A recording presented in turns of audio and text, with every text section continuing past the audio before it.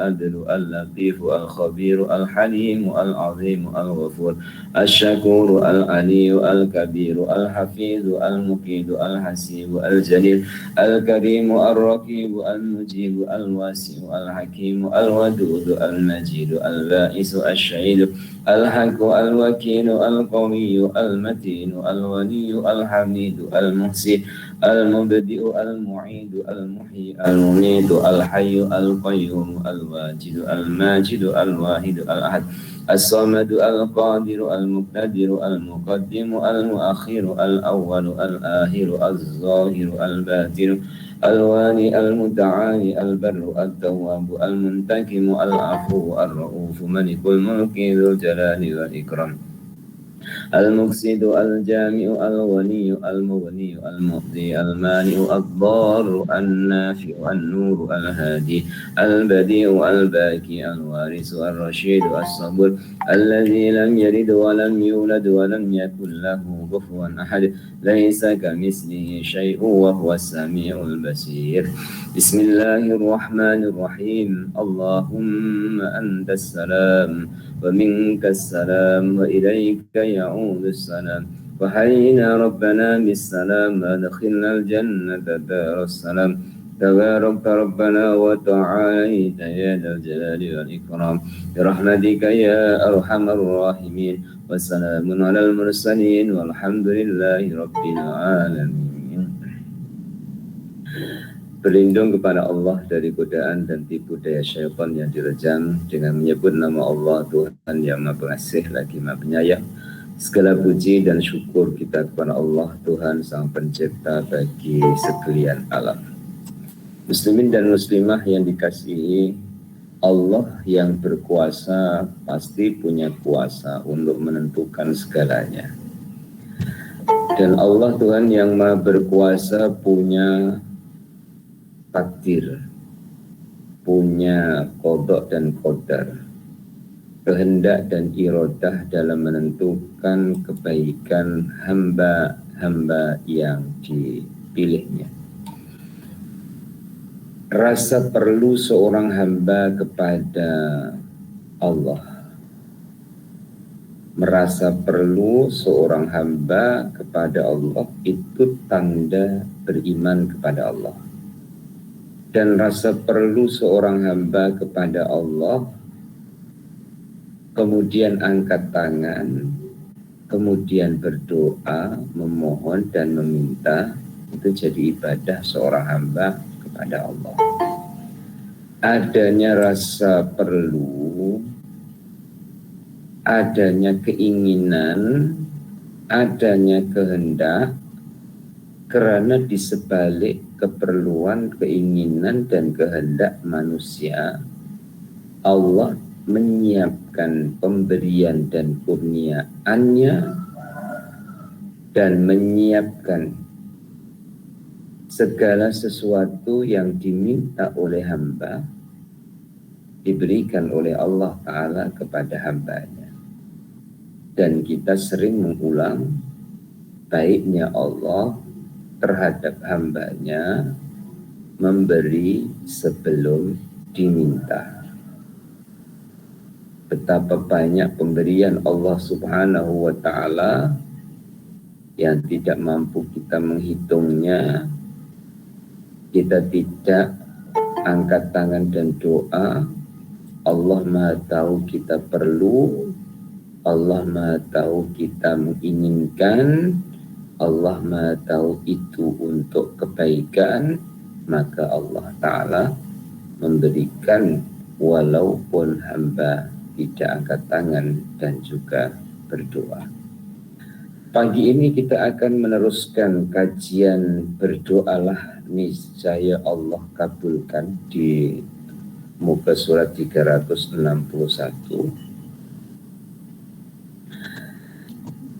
Sebelum saya bacakan ayat Al-Quran yang paling bawah, diawali dari penggal di atasnya.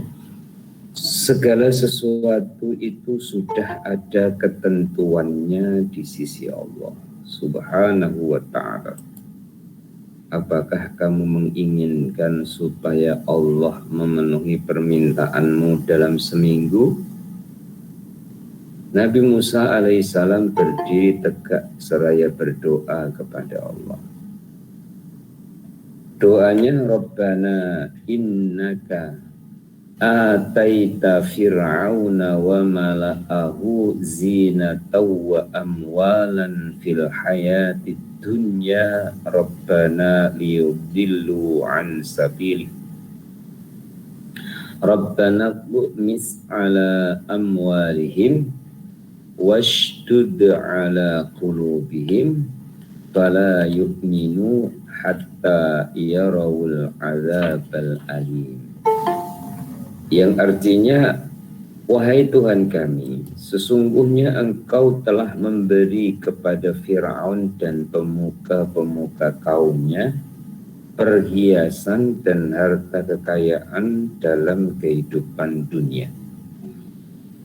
Wahai Tuhan kami, akibatnya mereka menyesatkan manusia daripada jalan Engkau. Wahai Tuhan kami, binasakanlah harta-harta mereka dan kunci matilah hati mereka. Maka mereka tidak beriman hingga mereka melihat siksaan yang pedih. Surah Yunus ayat 88. Lalu dikabulkan doanya itu. Para ulama mengatakan bahwa jarak antara doa Nabi Musa alaihissalam itu pengabulannya adalah 40 tahun.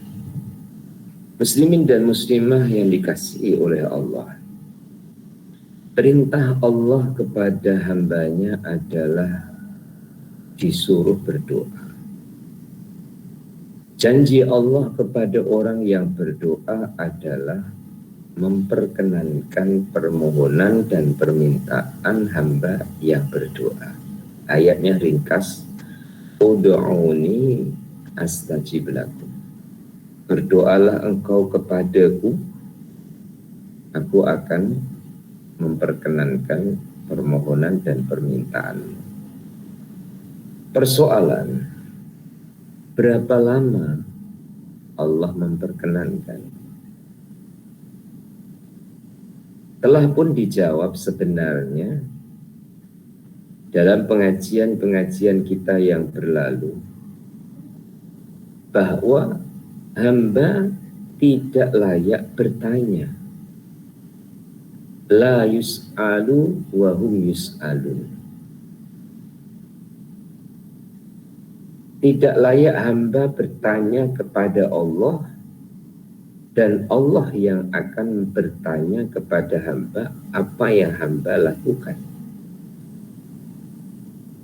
Jadi jika terdetik di hati pertanyaan berapa lama diperkenankan, jawab sendiri di hatinya, Allah pasti memperkenankan. Tentang waktu bukan urusan hamba. Tentang waktu adalah urusan Allah Tuhan yang Maha menentukan. Sehingga seorang yang berdoa tanda percaya kepada Allah tidak akan putus asa. Kadang-kadang Allah perkenankan dengan jalan yang tidak dirasakan oleh hambanya. Hamba tak perasan kalau itu adalah Allah Ta'ala memperkenankan doanya. Contoh, minta selamat. Rabbana atina fid dunya hasanah wa fil akhirati hasanah wa qina azabannar. Keluar rumah, naik motosikal ataupun naik kereta menuju satu tujuan, sampai pada tujuannya dengan selamat. Selesai urusannya, balik naik kereta lagi sampai rumah dengan selamat. Allah perkenankan dalam perjalanannya itu diberikan keselamatan pulang dan pergi. Pergi sampai pulangnya. Kadang seorang hamba tak perasan bahwa itu adalah Allah memperkenankan. Kenapa hamba tidak terasa atau tak perasan? Karena menganggap hal itu biasa. Satu. Nomor dua, terlalu bergantung kepada kuasa yang ada pada dirinya. Kalau berhati-hati, kalau tidak laju-laju, kalau ikut tata tertib peraturan jalan raya, selamat. Padahal berapa banyak yang telah taat peraturan jalan raya, telah pun berhati-hati, terjadi kemalangan ataupun eksiden juga. Oleh itu, kita sebagai seorang hamba, tugas kita adalah berdoa, tidak perlu tanya bila Allah memperkenankannya. Dalam surah Yunus ayat 88 tentang permohonan, permintaan dan doanya Nabi Musa, ahli tafsir menjelaskan antara doa dengan diperkenankan itu 40 tahun. Terbayang kepada kita panjang, lama, 40 tahun baru diperkenankan. Muslimin dan muslimah, tentang perjalanan waktu itu lama bisa dirasakan sebentar. Lama bisa dirasakan sekejap. Apabila suasana hatinya tidak tertumpu kepada sesuatu yang menjadi beban dalam hidupnya. Contoh, keluar dulu sebentar, puasa. Kalau kita tidak pikir tentang berbuka puasa, rasanya cepat sampai waktu berbuka puasa. Tapi kalau dari imsak sudah mulai mikir berbuka puasa, rasanya akan jadi lama dan panjang. Berarti dipengaruhi dengan perasaan. 40 tahun. Ya, dihitung harinya beribu-ribu hari. Belum lagi kalau dihitung jamnya berjuta-juta. Belum lagi kalau dihitung menitnya. Tapi perjalanan waktu akan menyampaikan tahun pertama, tahun kedua, sampai tahun ke-40. Nah, bagaimana kita menasihatkan kepada diri kita sendiri tentang doa kita kepada Allah? Copy paste yang disampaikan oleh Imam Al-Ghazali ada 3. 1, doa yang Allah segerakan. Karena memang Allah Maha Tahu kita perlu dengan segera. Nomor 2, doa yang ditangguhkan. Artinya belum perlu sangat, sehingga Allah Ta'ala Tuhan yang Maha Tahu akan memperkenankan di saat betul-betul perlu. Maka ditangguhkan. Atau yang ketiga, digantikan. Apa yang diminta itu kurang dan tidak baik untuk hamba, maka diberi dengan cara digantikan yang lebih baik dari yang diminta oleh hamba itu sendiri. Kemudian ada tambahan yang keempatnya,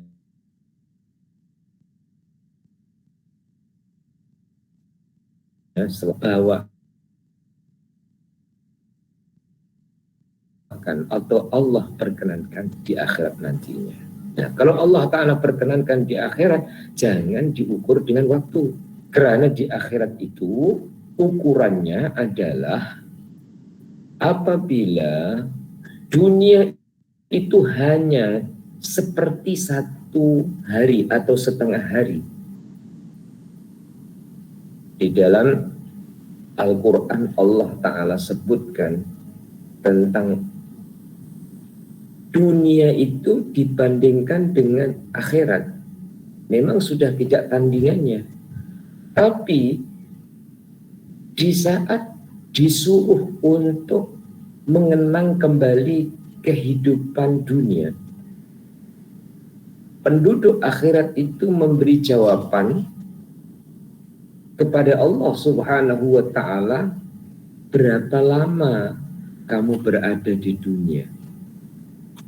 Ternyata mereka itu memberi jawaban kepada Allah Subhanahu wa Ta'ala, berada di dunia itu yauman au ba'da yaum, hanya sehari atau separuh hari. Yang dirasakan umurnya di dunia dijawab di akhirat hanya sehari atau separuh hari. Berarti Allah perkenankan doa untuk akhiratnya karena sememangnya adalah untuk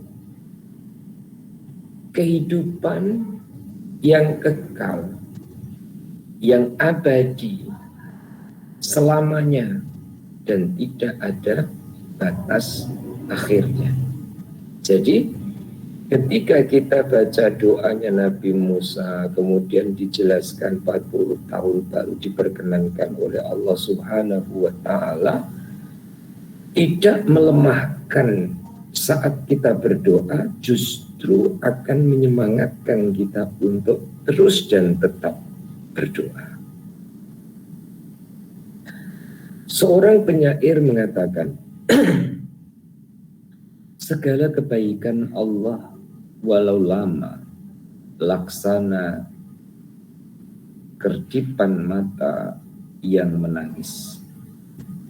Betapa banyak kemudahan datang setelah keputusasaan, dan betapa banyak keputusasaan datang setelah kesungguhan. Maha suci zat yang selalu memaafkan walau kita selalu bersalah. Dia selalu memaafkan hambanya walau dia bersalah. Dia yang memberi kepada orang yang bersalah, dan keagungannya tidak menghalanginya untuk memberi kepada orang yang bersalah. Muslimin dan muslimah, tidak ada yang tercipta melainkan Allah yang menciptakannya. Segala yang tercipta adalah hamba Allah. Kadang kita pendek pandangan, kadang kita jauh pandangan. Arti ucapan saya adalah saat kita melihat yang ada di depan kita, baik kebaikan ataupun kesalahan,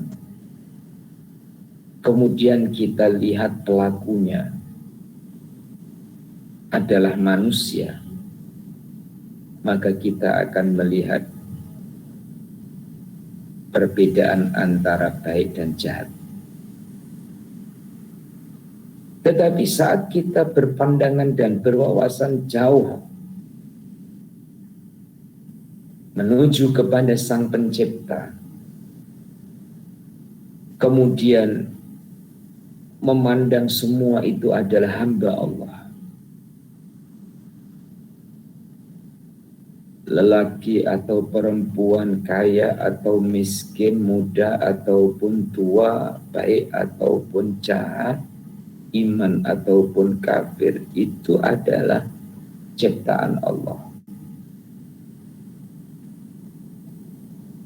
Dan nyatanya muslimin dan muslimah, Allah Ta'ala menghidupinya, memberi rizki kepadanya.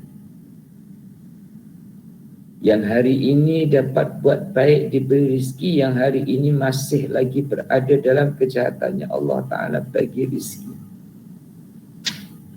Dan terkadang akan terjadi kebalikan. Yang beriman bisa jadi kafir, yang kafir bisa jadi beriman.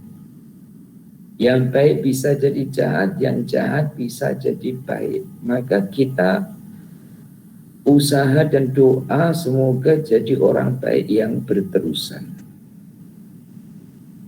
Jadi orang baik yang berpanjangan. Hingga sampai akhir hayat kita. Tentang sifat manusia, lalai dan lupa itu pasti. Sebaik-baik orang yang baik itu pasti ada lupanya, pasti ada salahnya.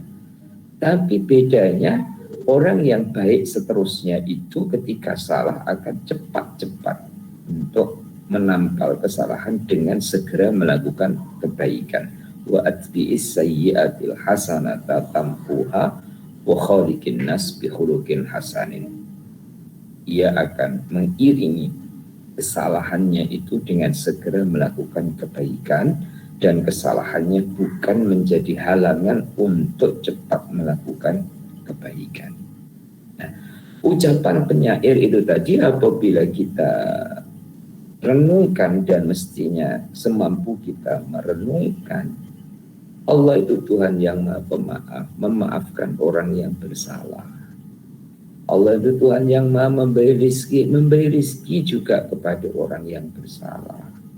Allah Tuhan yang Maha memperkenankan juga doa orang yang bersalah. Nah, kenapa disebutkan orang yang bersalah? Menyemangatkan kita orang yang dapat buat baik, apatah lagi berdoa Allah akan perkenankan. Muslimin dan muslimah meminta, Allah Ta'ala akan memberi. Orang yang buat salah saja meminta Allah Ta'ala bagi, memaafkan Allah, maafkan salahnya. Rizki Allah selalu beri. Maka berbesar hati karena bersangka baik dengan Allah Ta'ala. Di satu sisi itu kita menasihatkan diri kita sendiri dengan semangat, dengan pengharapan yang besar. Di satu sisi kita menasihatkan diri kita dengan rasa takut. Mana yang harus lebih besar, rasa takut atau rasa harap? Awalnya tengah-tengah, tapi insya Allah semakin bertambah usianya, ya, muslimin muslimah rasa harap harus lebih besar daripada rasa takut. Karena semakin bertambah usia itu tentu jumlah ibadah secara lahiriahnya berkurang. Umur puan-puan tahun ini sholat tarawih 20 rakaat 1 juzuk, ya, ditambah lagi sholat witir 3 rakaat, tentu kesehatannya sudah tidak sama seperti tahun-tahun yang dulu. Ya. Oleh itu semakin bertambah umurnya, semakin bertambah harapnya, dan semakin bertambah rojaknya kepada Allah Subhanahu wa Ta'ala, pengharapan yang besar kepada Allah. Bawahnya di antara etika dalam berdoa juga yaitu tidak berlebih-lebihan dalam berdoa. Karena hal itu menyalahi syariat. Umpamanya seorang hamba berdoa supaya dia menjadi salah seorang daripada nabi, atau misalnya dia berdoa supaya dia dijadikan lebih utama dari Abu Bakar radhiyallahu an. Padahal nas-nas yang sahih sudah dijelaskan bahwa dia adalah orang yang paling afdal dari umat ini. Itu salah satu etikanya lagi, di mana orang itu harus tahu diri. Dan insya Allah muslimin dan muslimah, Allah Tuhan yang Maha tahu maksud. Kadang-kadang ucapan itu tidak seperti yang dimaksudkan. Artinya tidak seperti yang dimaksudkan itu, suara hatinya itu tidak tidak mampu atau tidak bisa diterjemah dalam bentuk kata-kata saja. Contohnya, di dalam Ramadan kita memperbanyakkan doa inna nas'aluka ridhoka wal jannah. Ya Allah, berikanlah ridhomu kepadaku dan minta surga. Itu setiap malam diulang-ulang, minta ridho, minta surga. Berlebih-lebihan ketidak doa itu dibandingkan dengan amal kita. Amalnya sedikit, mintanya surga. Diumpamakan dalam urusan dunia, bawa duitnya sedikit, belanja banyak. Duitnya sedikit, pengen beli mobil atau kereta harga mahal. Tapi yang dimaksudkan di dalam doa itu sebenarnya di hati kita, dengan rahmat-Mu ya Allah, minta ridho-Mu dan surga. Kalau dengan amalku tak layak, sholatnya aja belum khusyuk ataupun tidak khusyuk, apalagi kalau dihitung jumlah dan waktunya. Maka tentang etika urusannya, baik lahiriah ataupun hatinya, dudukkan dirinya sebagai hamba Allah Ta'ala.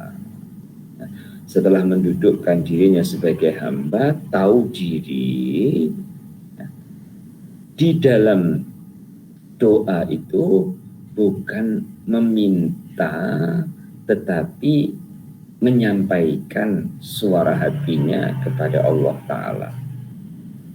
Seperti lagi ya, doa hamba minta kepada Allah seperti yang diminta Nabi Yuka Muhammad SAW. Ini masyhur. Asalnya adalah dari Sayyidatina Aisyah. Ikut atau berdoa meminta kepada Allah Ta'ala, inna nas'aluka ma sa'alaka nabiyyuka Muhammad SAW. Wahai Tuhan kami minta apa yang diminta oleh Nabi-Mu. Mestinya kalau dari segi etika, kata-kata itu tidak layak untuk kita katakan. Siapa kita kok mintanya seperti yang diminta oleh Rasulullah. Tapi tujuan di sebalik itu adalah ikut kepada Rasulullah SAW. Ikut kepada baginda karena suka, cinta, rindu kepada baginda. Dan yang seperti itu tidak berarti menyalahi etika di dalam berdoa, karena suara hatinya bukan kesombongan, tapi suara hatinya adalah kerendahan tawaduknya kepada Allah Subhanahu wa Ta'ala. Di bawahnya, suatu ketika Abdullah bin Mughaffal, seorang pejuang besar dan pemberani, mendengar anaknya berdoa, ya Allah, sesungguhnya aku memohon istana yang putih pada sudut kanan surga kepadamu. Dalam doanya itu dia mensyaratkan permintaannya, yaitu istana dan jalannya atau lokasinya. Maka kenapa tidak sekalian saja menentukan jumlah pintu dan warna-warnanya? Maka Abdullah kemudian pun berkata kepada anaknya, wahai anakku, sesungguhnya aku mendengar Rasulullah SAW bersabda, la yakunanna aqwamun min ummati ya'taduna fit tuhuri wa du'ai. Sesungguhnya akan ada beberapa golongan dari umatku yang sangat berlebihan dalam bersuci dan berdoa. Muslimin dan muslimah, cerita tentang Abdullah bin Mughaffal dan anaknya. Ada dua sudut pandang cara kita untuk terima. Satu dari sudut pandang lahiriahnya. Suara hati itu dengan hukum lahiriah tidak bisa. Seperti ucapannya Al-Hallaj, dalam jubahku ada Allah. Itu suara hati diterjemah dalam ucapan. Apabila dihakimi secara syariat, salah. Tapi kalau dilihat secara hakikat, mana ada yang tidak ada kuasa Allah Ta'ala di dalamnya? Semua ada kuasa Allah Ta'ala menyertai dalam semua alam ciptaan. Begitu juga dalam doa. Minta surga, kemudian ditentukan pula luas tempatnya di sebelah mana, di sebelah kanan, pintunya berapa, dan lain-lain. Kalau itu adalah sifat manjanya seorang hamba kepada Tuhannya, bukan memaksa Tuhan untuk memberi seperti yang dia minta, tidak mengapa. Saya buatkan contoh, anak kecil, kanak-kanak, ya, diajak untuk puasa, kemudian minta pada maknya ataupun ayahnya, nanti kalau adik dah selesai puasa, mak belikan basnya. Tanpa pikir panjang, maknya jawab, iya. Bas yang warna apa? Warna merah. Maknya mengiyakan lagi. Iya. Yang tayarnya berapa? 8. Iya. Maknya mengiyakan. Malah memberi tawaran lagi. Selain bas nak beli apa lagi? Diungkapkan semua. Bukan berarti mak tidak melayani, membelikan seperti yang diucapkan. Tapi mak melayani suara hati, bukan permintaan. Anak ini perlu kepuasan dengan jawaban ya.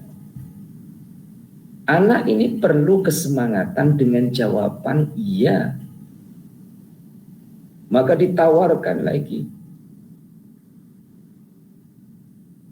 Muslimin dan muslimat, tiba masanya sudah raya, mak mana basnya? Andaikan dia ingat, maka maknya akan mengajar kepadanya, ada yang lebih baik daripada yang kau minta.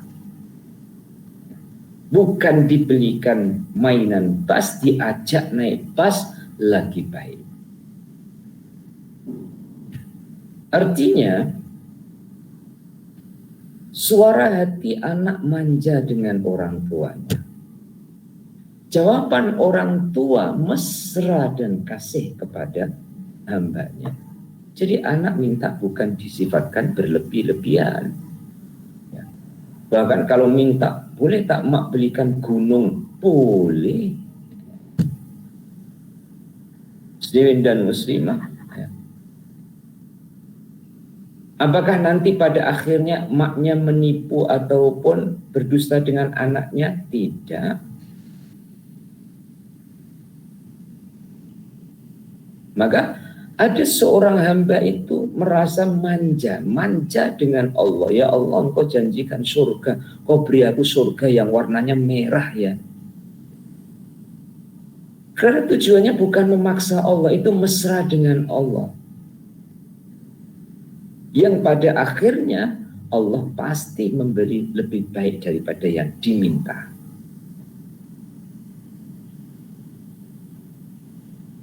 Ini cara kita memahamkan ceritanya Abdullah bin Mughaffal dengan putranya. Akan tetapi sebelahnya, mintalah kepada Allah supaya kamu masuk surga dan berlindunglah kepadanya dari api neraka. Muslimin dan muslimah ini kalau kita rasakan secara lahiriah ya sama seperti tadi. Siapalah kita kok minta surga? Puasa saja kadang-kadang baru menjaga batalnya puasa, belum lagi terjaga batalnya pahala puasa, apalagi puasanya orang yang khususul khusus. Kok sudah minta surga? Itu kalau secara lahiriahnya kita perhatikan tak layak, tak boleh, ya, tak seimbang. Tapi ini secara hakikatnya seorang hamba menghambakan diri kepada Tuhannya. Tuhan suruh kita, Allah suruh kita minta, ya, maka kita pun memintalah kepada Allah Ta'ala. Ibnul Jauzi berkata, seorang Arab pedalaman datang dan wukuf di padang Arafah. Kemudian dia turun dan bermalam di Muzdalifah. Pada hari pertama dia melontar jamrah dan mendahului orang-orang memasuki Masjidil Haram. Lalu dia memasukinya dengan terburu-buru. Kemudian dia memegang tabir Ka'bah lalu berdoa, "Ya Allah, ampunilah aku sebelum orang ramai yang memohon kepadamu." Muslimin dan muslimah yang dikasihi oleh Allah, itu adalah tanda semangat, ya. Padahal ini urut-urutan wukuf di Arafah itu Allah Ta'ala telah berjanji memperkenankan doa semua dan memaafkan dosa semua orang yang wukuf di Arafah. Termasuk dosa besar adalah orang yang wukuf di Arafah tapi dia ragu Allah Ta'ala memaafkan dosanya. Ketika pimpinan mengajak jamaahnya untuk beristighfar saat wukuf di Arafah, Astaghfirullahaladzim alladzi la ilaha illa wal hayyul qayyum wa atubu ilaih. Terbayang banyaknya dosa yang pernah dilakukan bersamaan dengan derayan air mata yang tidak tertahan. Hatinya harus diiringi dengan kepercayaan bahwa Allah Ta'ala menggerakkan lisanku untuk beristighfar, tanda Allah Ta'ala memaafkan dosa yang pernah aku lakukan.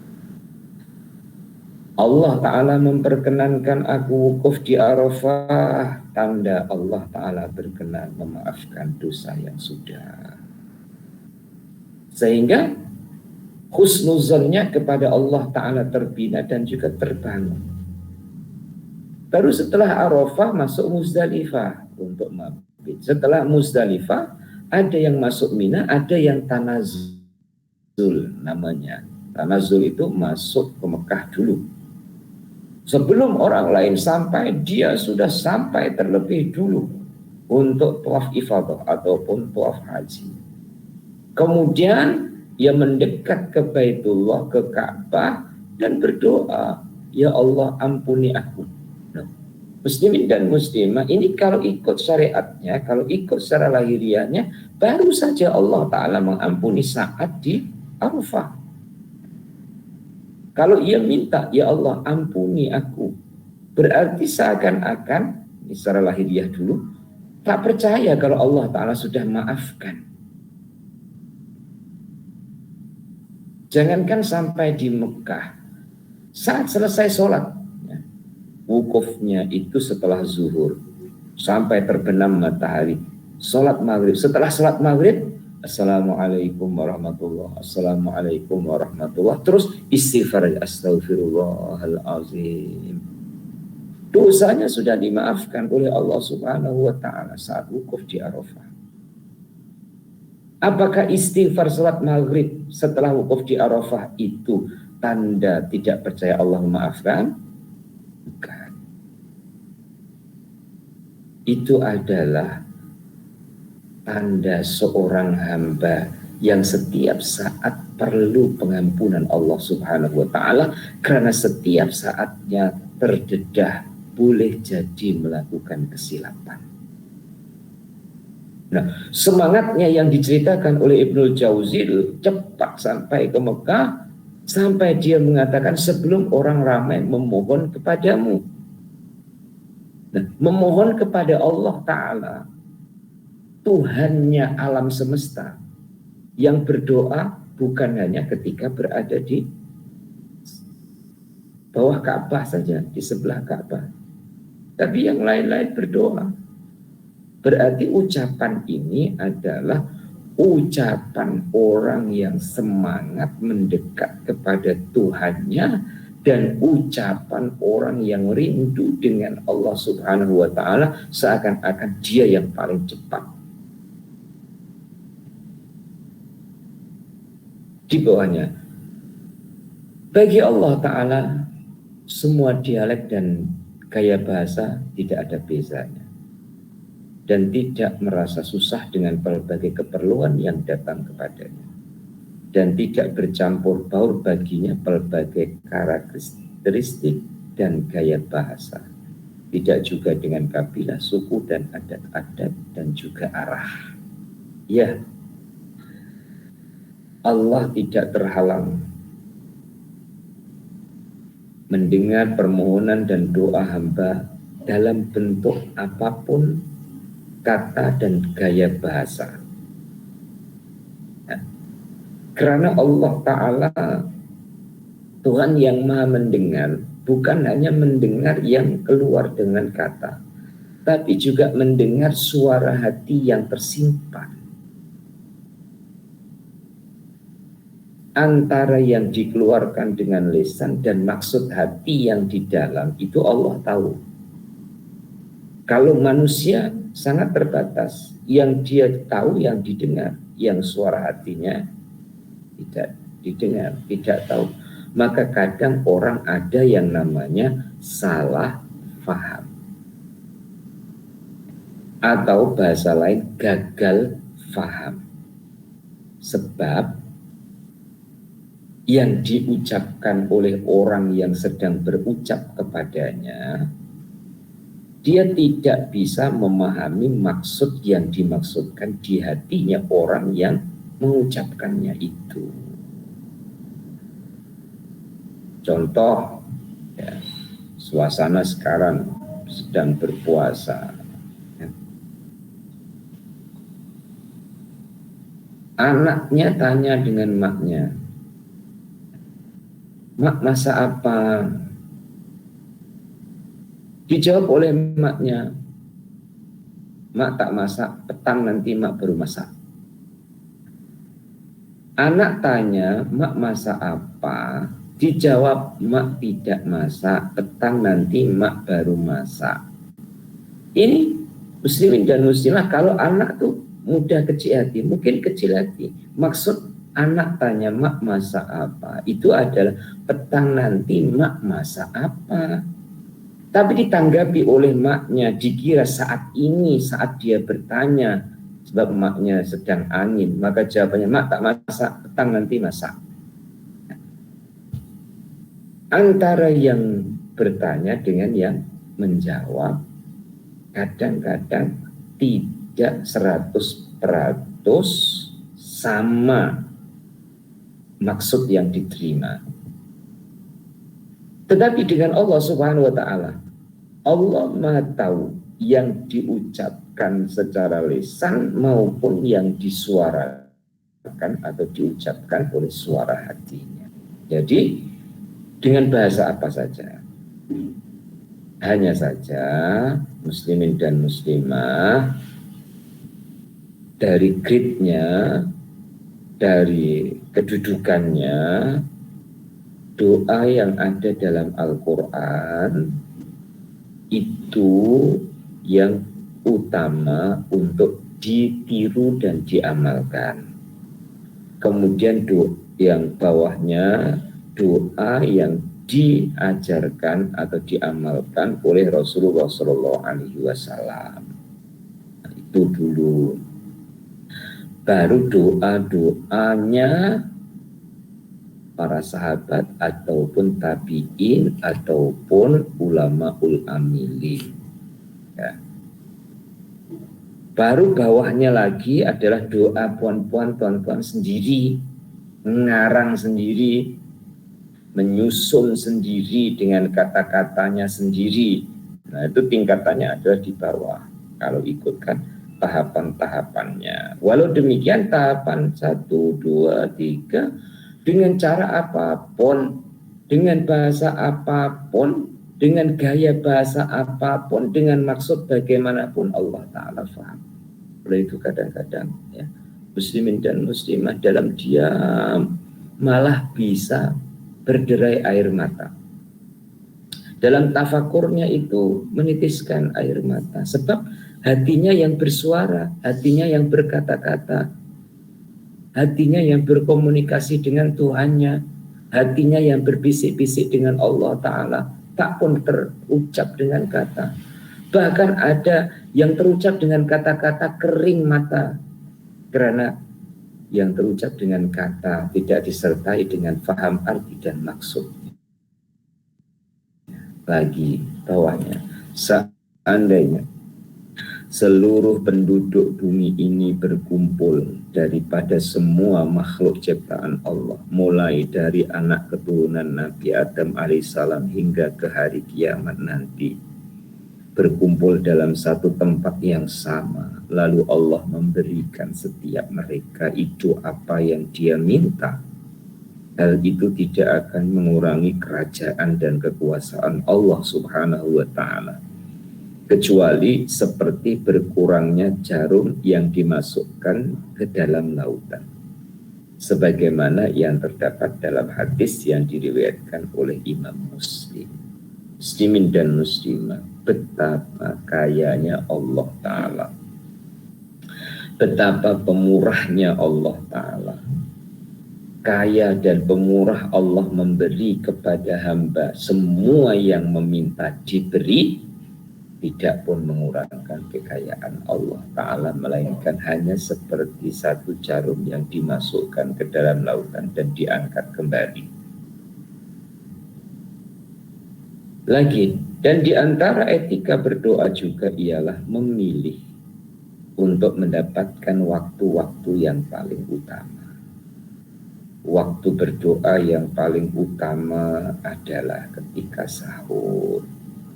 Dan ini peluang dalam Ramadan, berarti peluang untuk berdoa di waktu sahur.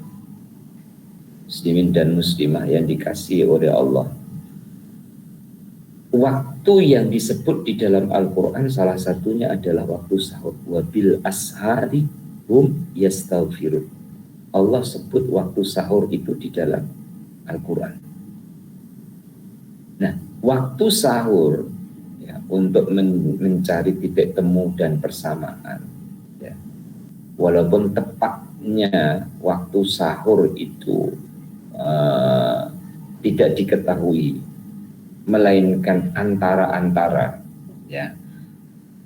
Waktu sahur itu kiranya setengah jam sebelum subuh ya. Itu waktu utama sebelum subuh. Kemudian dipotong yang disebut sebagai imsak 10 menit sebelum subuh, namanya waktu ikhtiyat, waktu berhati-hati. Sebenarnya waktu imsak itu andaikan di mulut tuan-tuan puan-puan masih ada makanan, boleh ditelan lagi. Jadi setengah jam sebelum waktu subuh dipotong 10 menit, berarti 20 menit. 20 menit. Untuk menghabiskan makan sahur itu 20 menit, muslimin muslimah mencukupi. Itu waktu utama.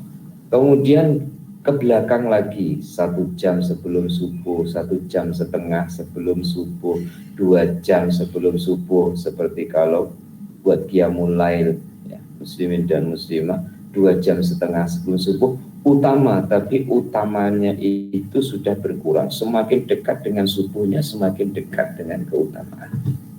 Nah, kadang-kadang ya saya mungkin juga muslimin dan muslimah, kalau bukan puasa itu kita mau bangun ya, dibisikkan bangun dekat subuh saja, karena doa waktu sahur itu yang paling utama itu kalau sudah dekat dengan subuh. Padahal itu untuk alasan, padahal itu karena kita agak berat ataupun malas untuk bangunnya. Mestinya muslimin dan muslimah ya diawali lebih awal, kemudian di waktu mendekat kepada subuhnya itu ya, 1/2 jam sebelum waktu subuhnya adalah waktu sahur ya, yang waktu itu salah satu di antara waktu doa yang paling utama. Maha suci Allah yang telah menjadikan waktu sahur sebagai waktu yang paling utama. Seorang penyair mengatakan, aku bertanya kepada malam, apakah di perutmu ada rahasia yang penuh dengan cerita-cerita dan berbagai rahasia lain? Dia menjawab, aku tidak pernah menemukan dalam hidupku perbincangan yang indah seperti perbincangan para kekasih di waktu sahur. Muslimin dan muslimah, ini seorang penyair membayangkan malam itu satu lembaga, satu tubuh yang ada luar ada dalam, maka disebut ada perutnya, rahasia di perutnya. Inti daripada kata penyair ini adalah di waktu malam itu, ada di dalam malam itu waktu yang biasa digunakan oleh kekasih dengan kekasihnya bermesra. Dan kekasih dengan kekasihnya bermesra ini bukan manusia dengan manusia, tapi kekasih yaitu hamba bermesra dengan kekasihnya yaitu Allah Subhanahu wa ta'ala. Maka yang diungkapkan oleh penyair berhubungan dengan yang dijelaskan tentang waktu utama adalah waktu sahur. Waktu sahur itu berarti sebagian waktu malam atau sebagian waktu di ujung malam. Dalam kitab As-Sahihain, Rasulullah SAW bersabda, yanzilu rabbuna ila sama'id dunya fayaqulu hal min sa'ilin fa'utiyahu, hal min mustaghfirin fa'aghfiralahu, hal min da'in fa'ujibahu. Tuhan kita turun ke langit dunia lalu berfirman, adakah orang yang meminta, niscaya aku akan memberinya. Adakah orang yang memohon ampun, niscaya aku akan mengampuninya. Adakah orang yang berdoa, niscaya aku akan mengabulkannya. Turun Allah ke langit dunia, tentu jangan dibayangkan seperti mana kita turun dari satu tempat menuju tempat bawahnya. Maka menjaga kesalah tafsiran, ulama menyampaikan maksud turun Allah ke langit dunia adalah turun kemurahan Allah atau rahmat Allah Ta'ala ke langit dunia. Siapa yang minta akan diberi, siapa yang istighfar akan diampuni, siapa yang mohon keampunan akan diampunkan. Ada 3 perkara, hal min sa'in fa'utiyahu, hal min mustaghfirin fa'aghfiralahu, hal min da'in fa'ajibahu. Nah, itu adalah di sepertiga malam akhir. Di sepertiga malam akhir, di dalamnya inti di sepertiga akhir adalah waktu sahurnya itu tadi. Allah sendiri berfirman dalam Al-Quran, A'udzubillahi minasyaitonirrajim wa bil asharihum yastaghfirun, dan mereka meminta ampun pada waktu-waktu sahur. Juga Allah Ta'ala berfirman lagi dalam surah Ali Imran, wal mustaghfirina bil ashar, dan orang-orang yang meminta ampun pada waktu-waktu sahur. Ini adalah waktu afdal, waktu utama berdoa ketika sahur. Selanjutnya, sujud juga merupakan waktu dan kesempatan yang sangat baik. Rasulullah bersabda, inni nuhitu an aqra'al Qur'an wa ana raki'un. Fa'ammar ruku'u fa'azzimu fihi rabba wa ammas sujudu fajtahidu fid du'ai faqaminun ayyustajabalakum. Yang artinya sesungguhnya aku dilarang untuk baca Quran dikala aku rukuk. Waktu baca Quran itu ketika berdiri selepas Fatihah. Adapun ketika rukuk kamu mesti mengagungkan Tuhanmu, seperti doa rukuk, Rabbana lakal hamdu mil'us samawati wa mil'ul ardi wa mil'u ma syi'ta min syai'in ba'du, yang kita amalkan. Sedangkan dikala sujud, maka bersungguh-sungguhlah kamu untuk berdoa. Ketika itu doamu sangat layak untuk dikabulkan. Muslimin dan muslimah, dalam sholat ada sujud, bahkan 2 kali dalam 1 rakaat sujudnya. Sujud yang pertama, kemudian duduk di antara 2 sujud, kemudian sujud lagi. Yang kita baca adalah bacaan tasbih. Subhana rabbiyal a'la wa bihamdi. Andaikan digantikan dengan doa, tetap sah sholatnya. Andaikan ditambah dengan doa, sah sholatnya. Tetap baca subhana rabbiyal a'la wa bihamdih, kemudian doa. Kenapa kita tidak diajarkan oleh ulama ataupun oleh guru yang mengajar sholat kepada kita saat sujud di dalam sholat itu kita tidak diajar doa, tapi diajar memuji, walaupun hukumnya sunnah baca tasbih itu. Karena orang yang memuji Allah, bersyukur kepada Allah, dia akan merasakan doa yang paling baik itu adalah memuji Allah. Afdalud doa alhamdulillah. Sebaik-baik doa itu adalah alhamdulillah. Subhana rabbiyal a'la wa bihamdi, dan dengan segala kepujiannya. Berarti muslimin dan muslimah menjiwai tasbih saat sujud. Sujudnya dapat merasakan syukurnya kepada Allah Subhanahu wa ta'ala. Dan syukur itu sistem Tuhan pasti akan ditambah. Muslimin muslimah, doanya terletak di mana? Saat duduk di antara 2 sujud.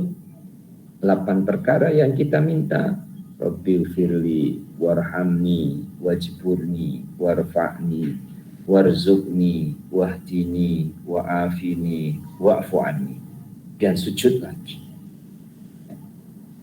Puan-puan tidak perlu tanya, muslimah tak perlu tanya, kenapa Rabbil firli enggak dibaca ketika sujud, tapi duduk di antara 2 sujud. Andaikan dibaca ketika sujud, sujudnya tidak batal. Tapi yang diajarkan oleh guru-guru kita saat sujud kita itu baca tasbih subhanarabbiyal a'la wa bihamdi. Saat bangun dari 2 sujud, duduk antara 2 sujud, baca doa 8 perkara itu tadi. Dan 8 perkara itu adalah yang kita perlukan dalam hidup ini, baik berhubungan dengan dunia, berhubungan dengan akhirat, ataupun berhubungan dengan Allah, Tuhannya dunia, Tuhannya akhirat. Dalam salah satu hadis sahih, Rasulullah SAW juga telah bersabda, aqrabu ma yakunul abdu inda rabbih wa huwa sajidun. Waktu yang paling dekat seorang hamba kepada Tuhannya adalah ketika dia sedang sujud. Para ulama mengatakan bahwa apabila Muhammad bin Ja'far As-Shadiq sujud dalam makam Ibrahim, makam Ibrahim yang di sebelah Ka'bah atau di tempat tawaf itu, dia menangis sehingga orang ramai pun ikut menangis. Lalu dia berkata, orang yang miskin kepadamu ada di hadapanmu, dan orang yang sangat perlu kepadamu ada di hadapanmu. Muslimin dan muslimah, apa maksud penyusun memasukkan kisah ini? Muslimin dan muslimah, memasukkan kisah ini adalah tentang tempat diperkenankannya doa. Karena dalam doa itu ada potensi tempat, ada potensi waktu. Ada kesempatan yang berhubungan dengan waktu, keutamaannya. Ada kesempatan yang berhubungan dengan tempat, keutamaannya. Seperti di makam Ibrahim. Ya. Kalau sekarang, ya sekarang, apa yang dilakukan oleh Muhammad bin Ja'far As-Shadiq bisa dilakukan karena orangnya tidak ramai, ya. Seperti puan-puan perhatikan live sholat tarawih itu orangnya tak ramai, ya. Kemudian tidak ada orang yang tawaf, semua sholat semua. Dulu di suasana bukan pandemi, depan orang sholat tarawih ada orang tawaf bersesak-sesak. Sekarang tidak. Jadi Muhammad bin Ja'far As-Shadiq dalam sujud di makam Ibrahim, atau jika orangnya ramai itu yang setentang dengan makam Ibrahim, kemudian munajat kepada Allah di tempat itu. Tempat itu adalah salah satu tempat yang mustajab akan doa. Tentang isinya, ya Allah, orang yang miskin sedang berada di hadapanmu. Ini kalau secara luaran, apakah Allah hanya ada di Mekah saja? Ya.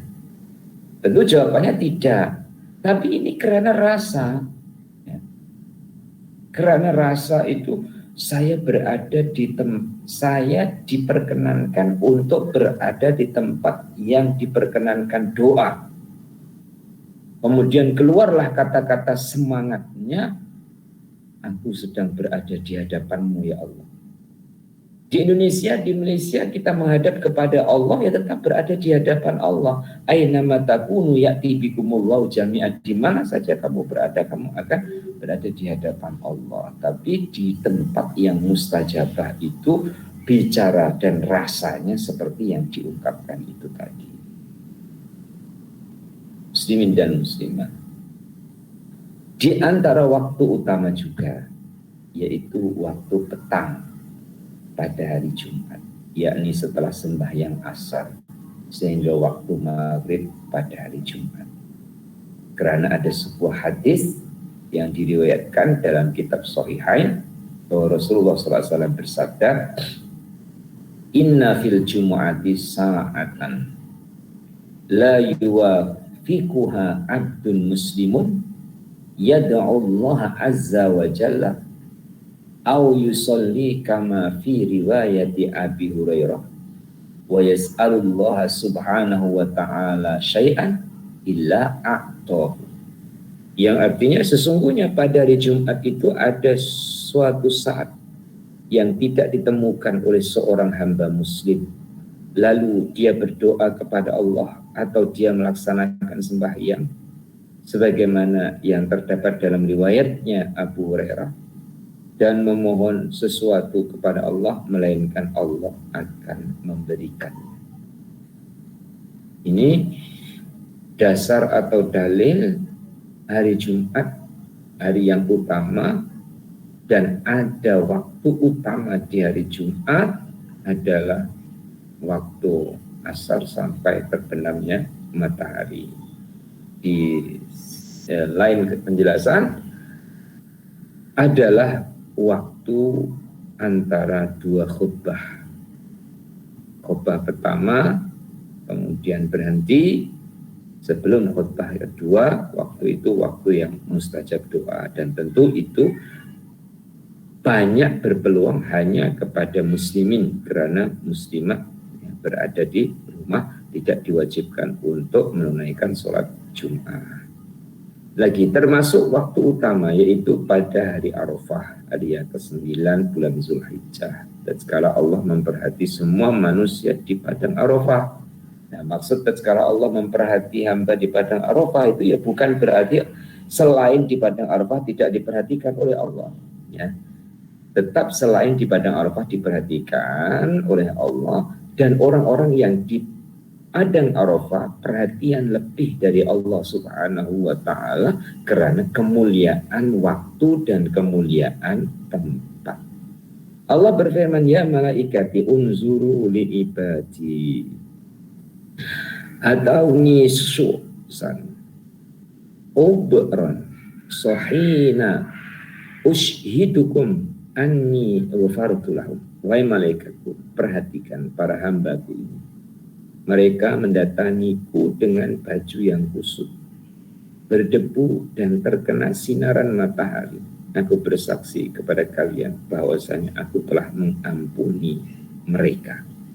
Ini yang tadi saya sampaikan, bahwa orang yang diperkenankan wukuf di Arafah, diperkenankan istighfar di Arafah, harus percaya Allah Ta'ala mengampuni, berkenan memaafkan akan doa ataupun permohonan dan permintaannya. Kiranya ini terlebih dulu, insya Allah minggu yang akan datang kita akan sambung etika dalam berdoa yang selanjutnya. Semoga jadi ilmu yang bermanfaat sedikit demi sedikit, ya, membimbing kita, bukan membimbing syariat lahiriah, tapi juga membimbing hati kita dalam berkomunikasi, dalam bermunajat, dalam menyampaikan, dalam berdoa, memohon dan meminta kepada Allah Subhanahu wa ta'ala. Kita akhiri majelis dengan baca doa. Bismillahirrahmanirrahim. Allahumma salli wa sallim ala Sayyidina Muhammad wa ala ali Sayyidina Muhammad. Alhamdulillahi Rabbil Alamin. Allah arzuqna ilman nafi'a wa amalan solihan maqbula wa rizqan halalan tayyiban wasi'an mubaraka. Allahumma ja'alna minal ladzina yastami'una al-qawla fayattabi'una ahsanahu birahmatika ya arhamar rahimin. Wa sallallahu ala sayyidina Muhammad wa ala alihi wa sahbihi wa sallam walhamdulillahi rabbil alamin.